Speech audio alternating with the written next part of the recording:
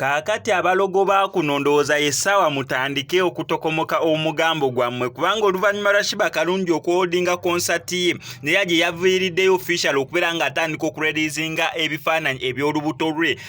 Ndowooza kaakati mugenda kufa ebifaananyi, mugenda bifuna mu bujjuvu, mugenda tandika okufuna obutambi, buli kimu kyazzenga akola ng'ali lubuto mugenda tandika okubeera nga mukifuna. Ow'emutwe mwayogerera Remy Precious, Mrs. Binteba, Mrs. Cocktail nti bannange olaze olubuto abantu bakuno balina ekiiso eddogo ogenda likola otya n'abagamba nze olwange ngenda lubalaga paka kuwulira bubi, ngenda sigala neekubisa ebifaananyi baby bump, ngenda sigala nzeekubisa bu TikTok video, ngenda sigala mbukola paka mmwe munaawulira obubi. Ate ki teyamala n'azaala bulungi nnyo.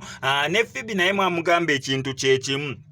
Phoebe olubuto n'omwana we n'atandika okubeera nga trendinga nga tannaba na kubeera nga amuzaala nti omwana wa Phoebe kino takyagala, omwana wa Phoebe kino kyayagala, omwana wa Phoebe kino takyagala. Kati essaawa eriko ya Sheebah Karungi naye agambye okusinziira munira kati final namaze okubalaga nti ndi lubuto ne ndubalaga nako, kati kye kiseera okubeera nga ndreleasinga buli kakica yenna akwasaganya ku lubuto. Kyokka ate nga naffe wanene ku SMX Media tuli bulindaala okubeera nga tubibatuusaako buli kimu nga wekinagitambula paka ndowooza ku ssaawa y'okuzaala oba banaatukkirizayo mu Labour Ward. Omanyi babulooga tubulooga nnyo naye tugenda beera nga tubatuusaako updates zonna buli kimu nga wekigenda okubeera nga kitambula. Ne retirement ya Sheebah Karungi ulya nongiyita retirement break, musical break ya Sheebah Karungi buli kimu tujja sobola buli nnyo okubeera nga tukikutuusaako n'engeri ki gy'agenda okubeeramu nga yes afuuka maama omujjuvu omaama nti bulijjo alinayo abaana bambi balabirira okutuuka kwegyo emyaka ne ssente z'olina toyinza kubeera nga tolina baana boolabirira, so bulijjo ani abaana balabirira naye this time round bigenda kyukamu agenda beera alabirira. Wano ko SMX Media kankusaba subscribinge